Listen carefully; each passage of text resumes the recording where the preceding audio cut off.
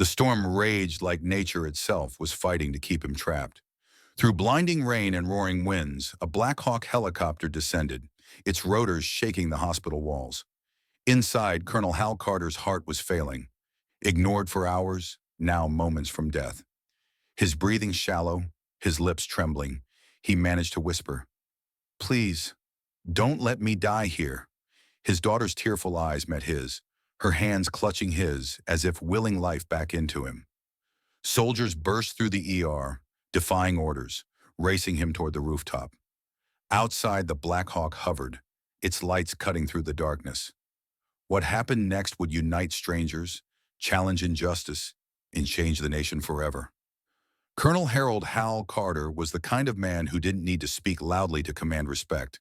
At 69, his frame had thinned a little, his back bent ever so slightly from old wounds. But when Hal walked through his small Alabama town, folks tipped their hats or greeted him with a warm, "Morning, Colonel." The younger ones might not know the full measure of what he'd done, but the older townspeople, those who remembered the headlines or had family who'd served with him, knew they were in the presence of a true hero. Hal Carter had given most of his life to the United States Army. He'd been barely 20 when he first set foot in the jungles of Vietnam, and he'd later served with distinction in the Gulf War. His career was marked by moments most men wouldn't speak of. Daring rescue missions in hostile territory, leading his unit through enemy fire to save downed pilots or encircled soldiers. He had a reputation for going back for his men, no matter the risk. There were generals who owed their lives to Hal Carter, though he'd never be the one to mention it. His body bore the quiet testimony of his sacrifices. A piece of shrapnel, too close to his spine for safe removal, gave him a permanent ache that no doctor could cure. His left hand, once steady as a rock for field operations, had limited strength now. The tendons damaged by an injury he'd sustained pulling a wounded comrade from a burning vehicle. But Hal never complained. He adapted, he endured. His dignity wasn't in what he said, but in how he lived, humbly, purposefully. His neighbors would often see him tending his modest garden, stopping to help a child fix a bicycle chain, or carrying groceries for a widow without being asked. That's where he was on the day it began. In his garden, early morning, the air already thick with southern humidity. He was trimming back his tomato plants, checking the soil, content in the peace of his small patch of earth. The first twinge in his chest was easy to ignore. Hal had endured far worse after all. But as he straightened up, brushing dirt from his pants, the pain spread. Dull at first, then tightening like a vice. Most men would have called for help. Not Hal, stubborn, as his late wife used to say with affection. He wiped the sweat from his brow, grabbed his keys, and got behind the wheel of his old pickup. If there was trouble, he'd face it head on. He aimed the truck toward the local hospital, unaware of how that decision would set in motion events that would test not just his strength, but the conscience of a nation. The automatic doors of Westwood Regional Medical Center slid open with a soft hiss, and Colonel Harold Hal Carter stepped inside. The blast of cold, conditioned air, a sharp contrast to the humid Alabama morning. He paused, hand against the wall for support, as a wave of dizziness swept over him. His heart pounded hard against his ribs, not with the rhythm of exertion, but with the terrifying, erratic thud of something gone wrong. Hal made his way to the reception desk, boots scuffing the polished floor, his military ID clutched in his trembling hand like it might still mean something here. The young woman behind the desk barely glanced up. She looked to be about 19, maybe 20, a part-time worker flipping between social media and her registration screen. Her name tag read Emily, the letters decorated with tiny glittery stars. I need to see a doctor," Hal managed, trying to keep his voice steady despite the crushing weight in his chest. "Chest pain, history of heart issues." Emily didn't look impressed. "You'll need to fill this out." She slid a clipboard toward him, not meeting his eyes. "And have a seat. We'll call you." Hal blinked, the edges of his vision swimming for a moment. He steadied himself against the counter, placing his military ID and VA card beside the clipboard. "Please, this is urgent." At last she looked up, irritation flickering across her features. "Sir, I can't bump you ahead of other patients. We're really busy." Her gaze drifted past him to the next person in line. a young man holding an ice pack to his wrist, grinning at his friend. Hal turned, his pride battered, and shuffled to a chair in the waiting area. Around him time crawled. One by one, patients who'd arrived after him were called. A teen with a sprained ankle. A woman with what sounded like a tension headache. Each time a name was called that wasn't his, the knot in his chest seemed to tighten further. There's a bitter irony in this moment. The same ID that once opened guarded gates, that once commanded instant respect in crisis zones around the world, now meant nothing. Hal Carter had risked everything for this country, but here, in this clean, quiet hospital, he was invisible. Sweat gathered on his brow despite the chill of the room. His breathing grew shallow. His hand gripped the arm of the chair, knuckles white, but no one noticed. No one cared. The man who'd led soldiers through firefights, who'd stood in harm's way for others, now sat alone, waiting for someone, anyone, to see him. Angela Carter gripped the steering wheel so tightly her knuckles turned white. The road blurred past her, but her mind raced faster than her car. Just 10 minutes earlier, her father's voice had come over the phone. Faint, strained, unlike anything she'd ever heard from the man who'd taught her to be brave. "I'm at the hospital, sweetheart. Don't worry, just a little chest pain." But Angela knew. She heard the struggle in his breath, the fatigue in his words. Panic rose in her throat, but she swallowed it down.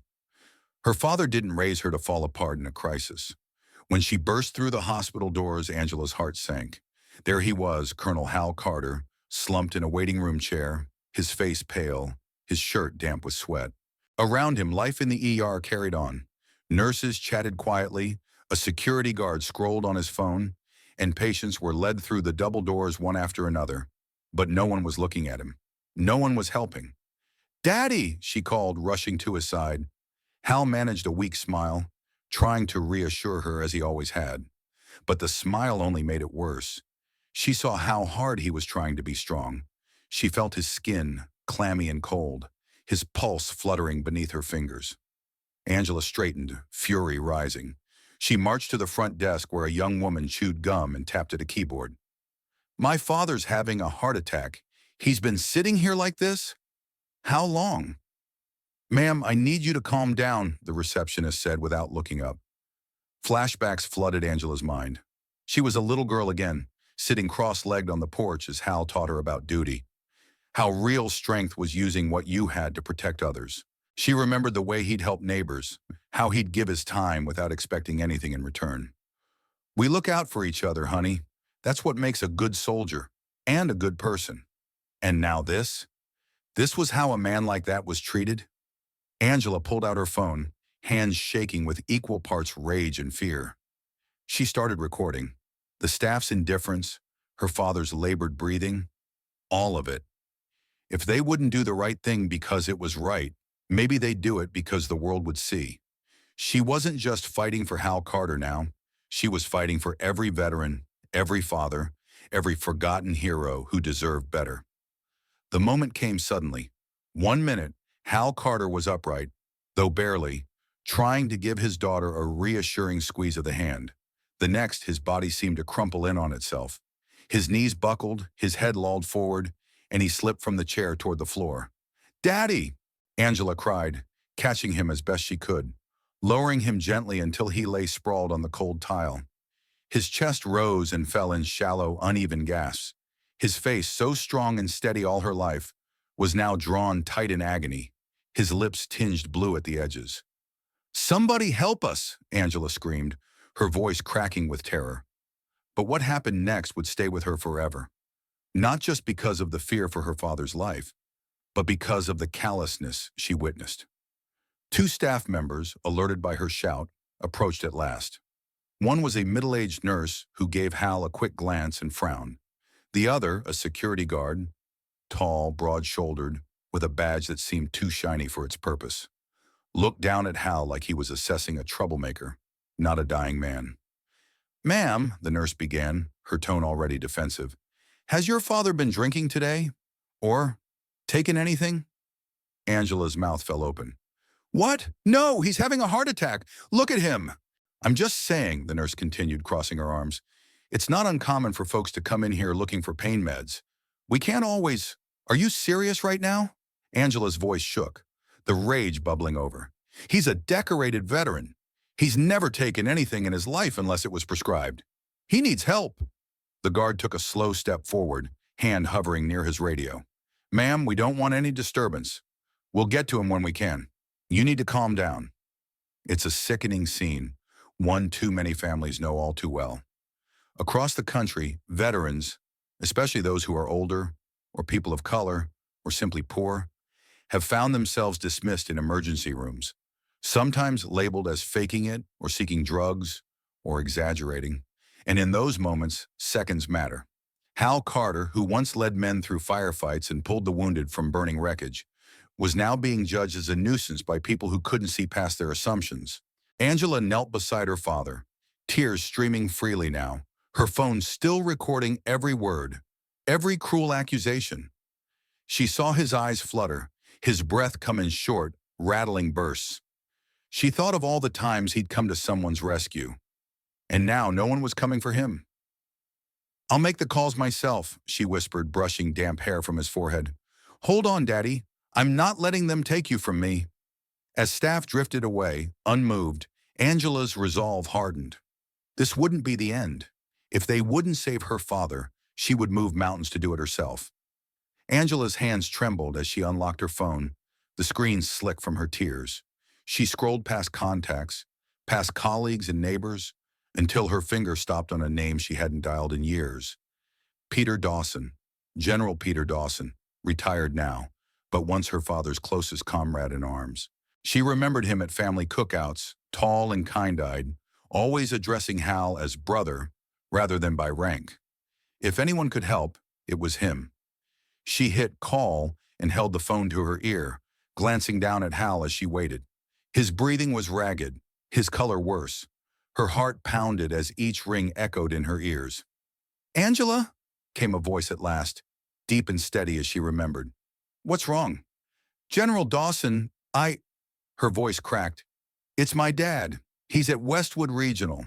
He's dying. They're not helping him. They're accusing him of faking it, of looking for drugs.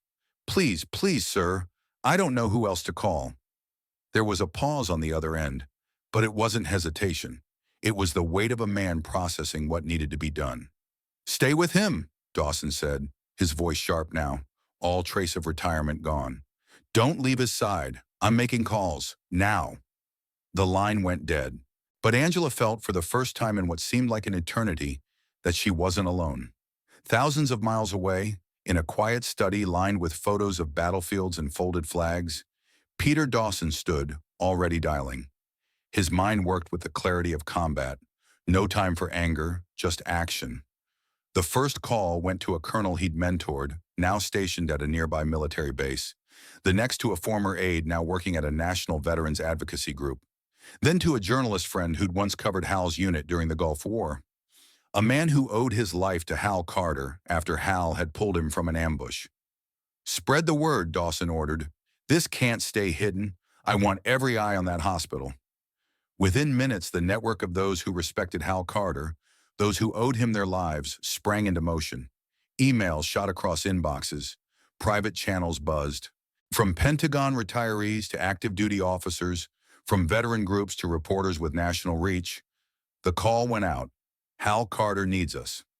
At Fort Blake, just 50 miles from the hospital, Lieutenant General Sam Whitaker hung up with Dawson and turned to his operations officer. Get me a flight status report on our bird, he barked. We're preparing for a medevac. Priority 1. But sir, it's off the books. Whitaker fixed him with a stare. Then it's off the books. That man saved half my platoon in Kuwait. I'm not letting him die because of some bureaucratic nonsense. Back at the hospital, Angela felt a shift. It was still subtle, the same cold indifference from the staff, but outside she heard it, the distant thump of rotor blades against the storm. Help was coming, not because the hospital had done its duty, but because Hal Carter's duty had earned him an army of brothers and sisters who would not let him fall. The storm had grown into a living thing, a monster of wind and rain that clawed at the hospital as if determined to keep Colonel Hal Carter trapped inside. Sheets of water hammered the rooftop, and gusts of wind screamed against the concrete, sending debris skittering across the helipad. The power flickered, and in the waiting room below, staff and patients alike stared out at the dark chaos, unaware of what was coming.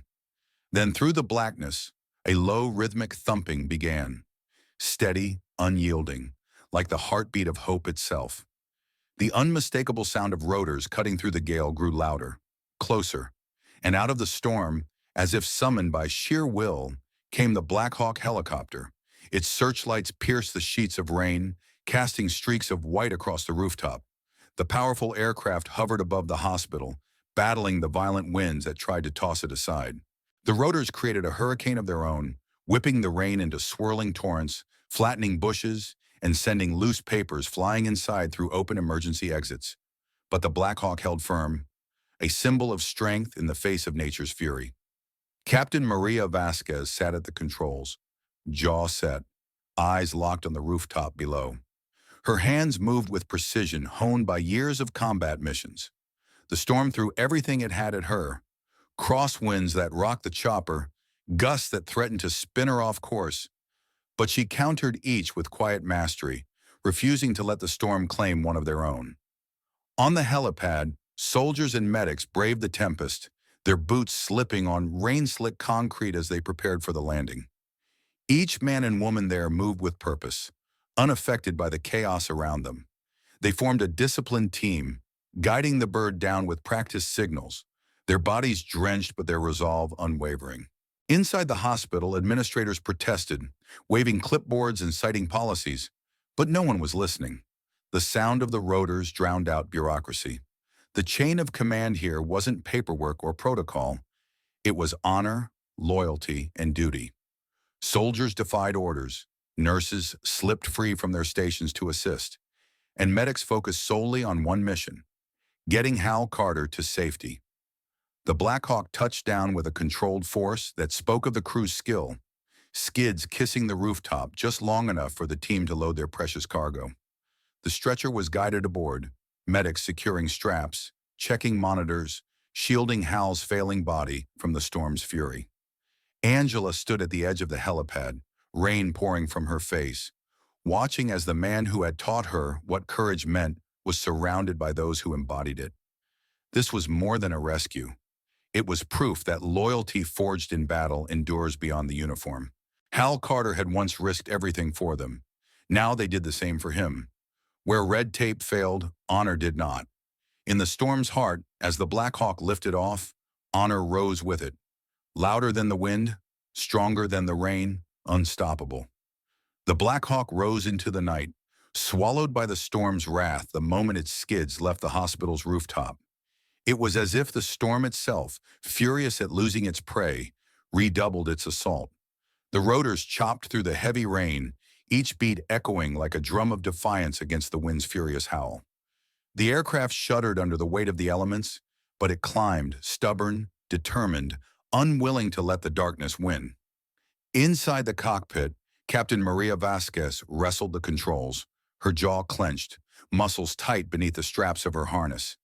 Every nerve was tuned to the chopper's movements, every instinct focused on keeping it steady. Rain lashed the windshield in torrents, obscuring her vision except for fleeting moments, when lightning cracked the sky, turning the cabin into a ghostly flash of white. In those brief illuminations, she saw the clouds boiling around them, the ground far below lost in blackness. Crosswinds slammed into the fuselage, and the Black Hawk bucked like a wild thing. But Vasquez gripped the yoke tighter, refusing to give an inch. Behind the cockpit, the medical bay had become its own battlefield. Hal Carter lay strapped to the gurney, his skin the color of ash, his lips tinged with blue. The heart monitor's erratic beeps were a cruel, relentless reminder of how close they were to losing him. Each beep came slower, weaker, like the ticking of a clock winding down. Sergeant Miller, the flight medic, worked with the urgency of a man who knew that seconds mattered. He barked orders over the roar of the engines and the storm's fury. BP's dropping. Get that IV wide open. Push fluids, now! An oxygen mask covered Hal's face, fogging with each shallow, labored breath. Miller's gloved hands moved fast, adjusting the mask, securing IV lines, injecting meds from vials that rattled in their trays with every jolt of turbulence. The cabin pitched and swayed, the storm battering the Black Hawk like a predator testing its prey. A hard gust knocked equipment loose, and a monitor clattered toward the wall, but the second medic lunged, catching it just in time, wedging himself between the bulkhead and the stretcher to act as a human anchor. "Come on, Colonel, stay with me," Miller shouted, leaning close, his voice thick with determination, as if sheer will might be enough to pull Hal back from the brink. Outside, the storm howled like a living thing denied its prize. Vasquez's hands ached on the yoke, every muscle straining against the forces that sought to tear the chopper from the sky. The wind tried to spin her, the rain blinded her, the lightning danced too close for comfort, but she held her course. She had flown into hot zones before, but this storm felt personal. It was as if the heavens themselves wanted to claim Hal Carter. And as the medics fought for Hal's life, and Vasquez fought to keep the bird airborne, Hal's mind drifted. Oxygen-starved, he slipped in and out of the present, memory and reality bleeding together. He was young again, the desert air thick with smoke, sand caked to his skin. The night of the ambush came back in brutal clarity. The boy, Ellis, gut-shot and fading fast, his blood hot on Hal's hands. Hal had knelt beside him, pressing bandages to the wound, whispering encouragement, promising help was coming, refusing to leave him behind.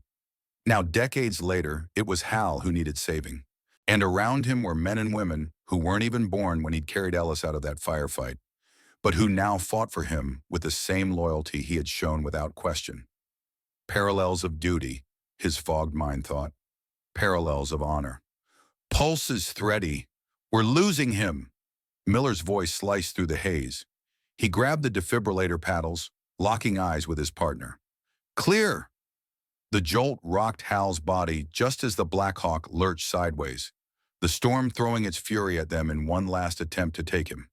The monitor shrieked, a flat line that seemed to last forever, before stuttering, then catching, a weak but real rhythm returning. Vasquez's voice crackled over the comms, breathless but steady. 10 minutes out. Hold him." And so they held him.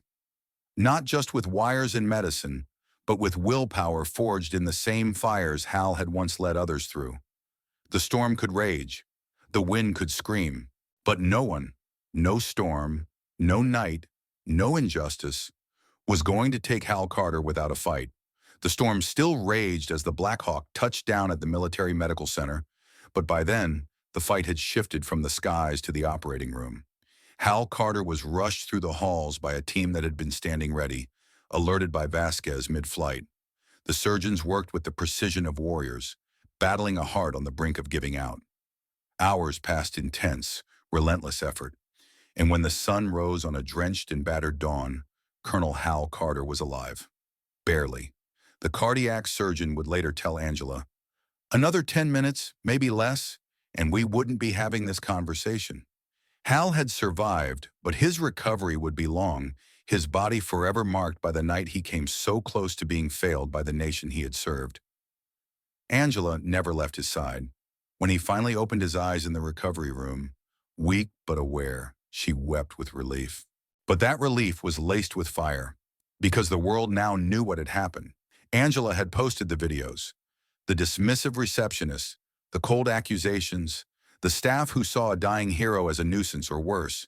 She had uploaded it in the waiting room, hands shaking, unsure if it would make any difference. But it did. The footage went viral in a matter of hours. Veterans groups shared it first, then news stations picked it up, and before long it was everywhere. The sight of Hal Carter, pale, gasping for breath, ignored, ignited outrage that crossed political lines, regional boundaries, and generations. Commentary shows ran segments titled, "How Could This Happen to a Hero?" Op-eds called it a national shame. Even late-night hosts, usually focused on jokes, devoted solemn moments to Hal's story. But the real firestorm came when lawmakers took notice. Congressional hearings were called within days. Angela was asked to testify, as were the doctors and soldiers involved in the rescue. Footage of the Black Hawk braving the storm played on screens in the Capitol. Hal's medical records, detailing how he was minutes from death, were entered into the record. Veterans lined the halls of Congress the day Angela spoke.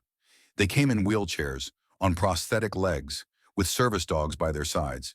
They came because Hal's story was their story. And change came. It didn't come easily, and it didn't come perfectly, but it came. Legislation passed that strengthened emergency protections for veterans, ensuring no one could be denied care because of assumptions, prejudice, or red tape. Hospitals receiving federal funding were required to provide immediate treatment to veterans in crisis, with criminal penalties for staff who obstructed that duty. Hal Carter's near death became a catalyst for life-saving reforms. The man who had saved so many on distant battlefields had, in his greatest moment of vulnerability, helped save countless more at home. And as he began his slow road to recovery, Hal, ever humble, said only, "I hope it helps someone else's son, someone else's dad." 1 year later, the sky above Westwood was clear and bright, as if nature itself had decided to honor the occasion. The storm was a memory now, but its lessons remained fresh. Before a crowd of veterans, doctors, lawmakers, and ordinary citizens. Colonel Harold Hal Carter sat in his wheelchair, dressed in a neat blazer, the lapel adorned with his service ribbons. His hands, still weakened from that terrible night, rested on the arms of his chair, but his voice, when he spoke, was steady and full of quiet strength. Behind him stood the gleaming new emergency care wing, its glass and steel facade reflecting the morning sun. Above its doors, etched into stone, were the words, "The Colonel Harold Carter Veteran Emergency Center." Hal glanced at the sign, then at the sea of faces before him. Angela stood near the podium, pride and love shining in her eyes. The soldiers who'd helped save him that night stood in uniform along the front row. And further back, veterans from every branch of service had come to witness this moment, a symbol of what could happen when a nation chose to do right by those who served. "When I came here a year ago," Hal began, his voice carrying in the still air, "I didn't expect to leave alive. And truth be told, it wasn't the systems or the policies that saved me. It was people. People who remembered what loyalty meant, who believed that no one should be left behind, not on the battlefield and not at home." He paused, letting his words settle over the crowd. "This building, this wing, isn't about me. It's about duty. The duty we all share as Americans to protect those who step forward when their country called. This place stands so that no other veteran, no other family has to wonder if help will come in time. Let it be a promise kept." Applause filled the air, but Hal simply bowed his head, humbled by the moment. The ceremony continued, speeches given, ribbons cut, cameras flashing. But for Hal, the true legacy wasn't the building. It was the change of heart, the awakening of a nation's conscience. And as the crowd began to disperse, he gazed at the new wing once more. The storm had tested him, and in that test, America had rediscovered its duty, a duty that must never again be forgotten. As we reflect on Colonel Hal Carter's story, we're reminded that duty, honor, and compassion aren't just military values. They're the foundation of a just and decent society. What happened to Hal shines a light on challenges that still exist today. Assumptions made too quickly, systems that sometimes fail the very people they're meant to serve, and the need for all of us, as neighbors, as citizens, to look out for one another. In today's fast-paced world, it's easy to forget the quiet sacrifices made by so many veterans, and by folks in our own communities. Hal's journey reminds us to slow down, to see the person in front of us, and to act when we see injustice. Whether it's in a hospital waiting room or in our daily interactions. But Hal's story also leaves us with important questions. What more can be done to ensure no veteran is ever overlooked again? How do we hold institutions accountable without losing faith in them? And perhaps most importantly, how do we as individuals carry forward the duty to protect and honor those who have served? We'd love to hear your thoughts. Have you witnessed or experienced something similar? What lessons do you take from this story that apply to your own life? Please share in the comments below. Your voice matters, and together we can keep this important conversation going. Thank you for spending this time with us and for honoring Hal Carter's legacy by listening. If this story moved you, please give it a like, share it with someone who might need to hear it, and subscribe to our channel for more true stories that remind us of the strength and spirit that binds us as Americans. Until next time, take care of one another.